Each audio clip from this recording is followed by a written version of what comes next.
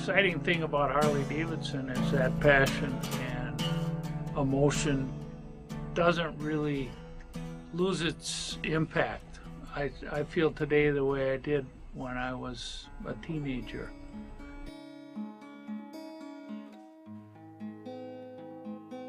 Our brand is a heartbeat of the company, and there's certain visuals and proportions that are Harley-Davidson.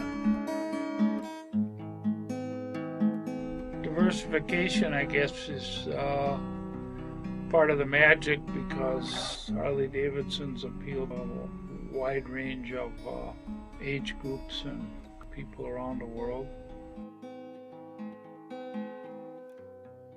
So we have a variety of design talents who have different perspectives on different motorcycles.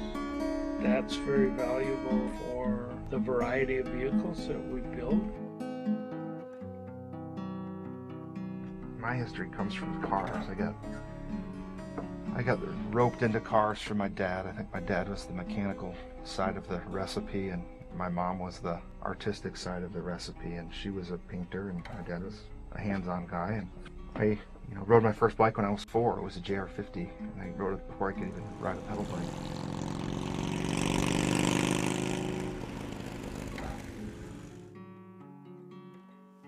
I mean, if you look at Ray, right, he has a 32 Ford. And you look at Collins, he's got an old Mercury Comet. Willy's got old cars. Steve Clements builds his own helicopters and flies them. It's all different angles firing at all times, which is kind of cool because people have totally different perspectives.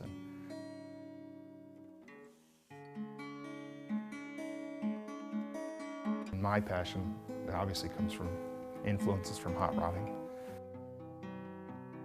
I'd build a car and do a little bit, and then I'd sell it and get some money, and then I'd keep putting the money away, and then it was...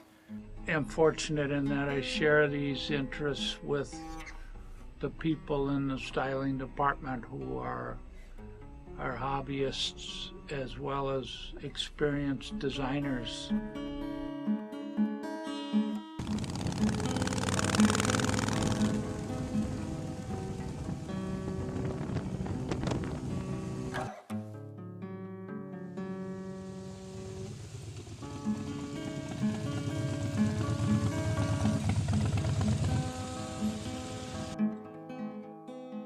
A bike is a combination of just a bunch of parts put together, right? There's no cover, there's no shielding or nothing, so you have to make all those parts kind of work together in harmony. So by going to the museum and looking back at historical stuff, I kind of try to carry that through in my bike that I'm building and in the bikes that I'm working on here.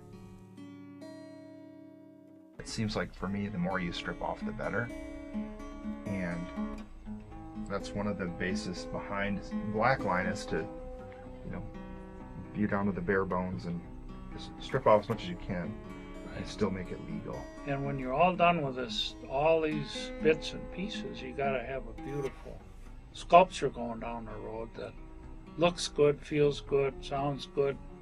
That's what we're all about. Right.